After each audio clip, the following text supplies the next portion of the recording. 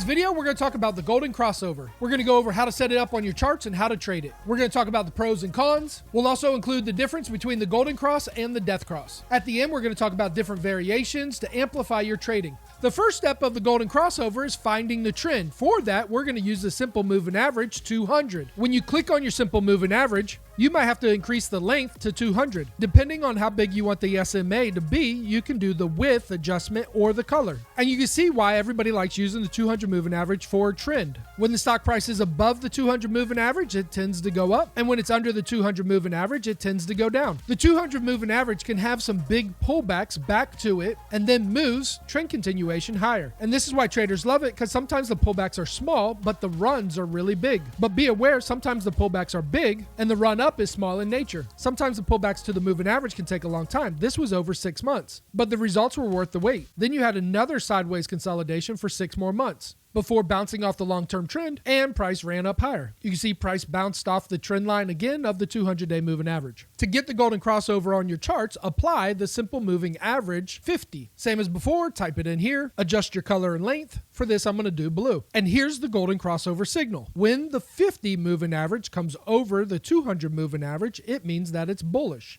Why? Because the 50 moving average is used as momentum, meaning that it will move up and down faster than the 200. See how the angle of the 50 moving average is upward at about 45 degrees, when the 200 moving average is kind of flat. Really, for this whole time, the 200 has been flat. The 50 moving average will have more of a curvature towards the stock price, moving back and forth. So you know when the 200 moving average is giving you the same upward angle as the 50 moving average, it's extremely bullish. Another way to look at it, as the price gets further away from the 200 moving average, you know you're at extreme highs. When it's close to the 200 moving average, you know you're in consolidation. On this chart, you can see the moving average was also very flat because of the 2000 sell-off. Here's the golden crossover signal with a phenomenal run up, and that's why traders love it. And technically, you would still be in this trade until you get a death cross like this, but that's for later education. Here's a little different variation of the charts where the 200 went sideways, it made a death cross, but then quickly made a golden crossover. You can see the 45 degree or more angle on the 50 moving average, along with price, the consolidation back to the 200 moving average, and then the run up again. Came very close to a death cross right here. And with price currently under the 200 and the 50 moving average, you would tend to believe you're going to bump up against this resistance and then it starts selling off, kind of like it did back here. Now back to our first example, ADI. Waiting until the 50 moves over top of the 200 moving average to get into a trade, you have two considerations. You can get into the trade on a 50 bounce if you're aggressive, but if you're more conservative, you might want to use the 200-day moving average for price to come back down to before getting into the trade long. Of course, this would yield you a little bit more profits and time. Depending on what you want to have happen with your portfolio, you could either take targets once price breaks below the 50 moving average because you're aware that consolidation will happen, or you can hold till you get the death cross, letting your runners run. Knowing this is a buy and hold trend continuation, some traders will look for price to come over the 50 moving average, then pull back and enter into the trade. When price crosses over it again, they wait for the stock to pull back up to it to get out of the trade. But in consolidation, if you were to enter in here, price did sell off a little bit lower. The more conservative view would be using the 200-day average, giving you bigger moves. Our next chart, ADM, golden crossover. If you use the 50 moving average as an entry point, this would have been a great trade for you, giving you huge profits. If you were waiting for price to come back to the 200-day moving average, you would have never gotten into this trade. Price came over the 50-day moving average, pulled back down to the 200. Great place to enter to the trade long. Then let your runners run. Autodesk, golden crossover. And you can see it was very hard to get into this trade. Price just ran up. It did come to the 50-day moving average, allowing you to get in, but from there sold off a little bit lower, never getting you in on the 200-day moving average. If you were more conservative, you would have never been able to get into this trade. Maybe you create a rule that you can get in at this trade, but most traders like a break above, then a pullback to retest before price goes long. Now for some pros and cons of the moving average crosses. One is that it doesn't always come back to the 200-day moving average to get you into the trade. Another is if you use the 50-day moving average, there's a high likelihood that price will go back a little bit lower. Another problem for me is when you enter into the trade, there's nowhere to pick your targets. to figure out what your risk to reward would be. A lot of traders would use the 200-day moving average and said if price broke below, they would exit the trade. I guess you could do a 3 range box risk to reward to take your targets. But if you entered into the trade here and you were using a trailing stop, what would it be? If you said it was going to be the 200-day moving average, that's great. But at what point would you move up to the 50-day moving average? And if you did move it up to the 50-day moving average, would you have been stopped out there? Basically not making any money. Using the moving average as a trailing stop as price goes up is a smart idea. You might want to make sure that the moving average is in a 45-degree range when doing that. Something a lot of traders like about the golden crossover is get into the trade and let stock price move without having to consider what it's doing every day. If you were to got in here, the stock price has run up 45% in the last 2 years. If you would have got in here, the stock price went up over 55% in the last 2 years, which is more than 8% average. Another thing I don't like is that the moving average is a lagger. We're on ADI and we're going to zoom in. If you look at the death cross, it happened right here, basically at the lowest low of the 2020 crash. This would have really hurt your portfolio. In this case, it moved over 30% in just 30 days.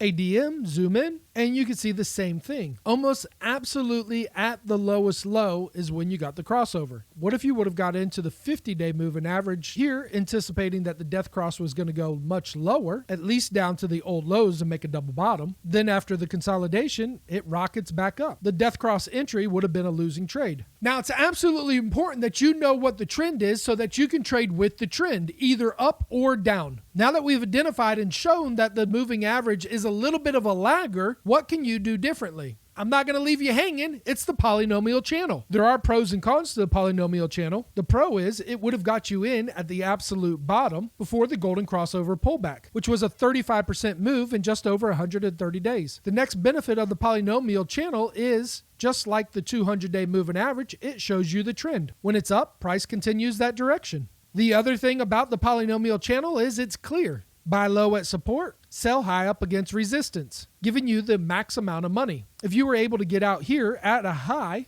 instead of waiting for price to come below the moving average to exit the trade, just that little move would have saved you another 10%. AMD polynomial entry at support instead of waiting for the golden crossover and then price to come back down to the moving average to get into the trade, which was a 42% in 200 days. That's a lot of money. Next thing we can see, the polynomial resistance gave you a great place to exit the trade, saving you time because of this big consolidation and being patient enough not to get back into the trade until it comes back down to support. If you only want the best entries, enter here at support or wait for the 200 moving crossover and then wait a little bit longer for a support bounce on the 50-day moving average, or wait for it to come down to the 200 moving average, which it never did. Using the polynomial channel, enter and exit. You would have made 125% in just 300 days. Yes, price did make another double top. That was only a 6% higher gain. After making 125%, do you really need more? But remember what we said about the polynomial. When it's uptrending, take the up trades.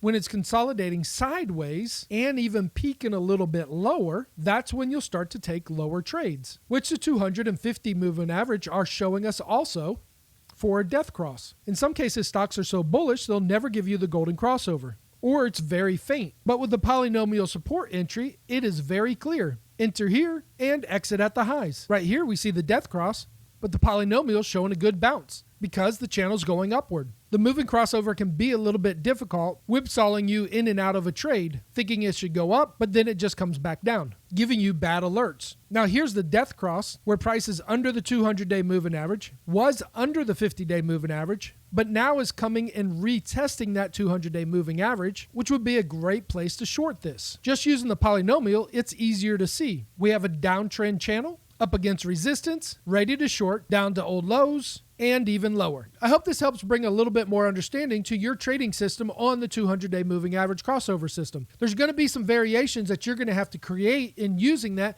because it's so sporadic. Entry points, exits, targets. Are you going to use trailing stops, double down, versus the polynomial that's a little bit cleaner? Is the trend going up or down? If it's going up, are you at support? If it's going down, are you at resistance? Using the polynomial support and resistance as a trailing stop, and it also draws out your targets, midpoint and the opposite side of the channel. If you'd like to learn more about the polynomial channel, go to the link in our description, stockchartstrading.com.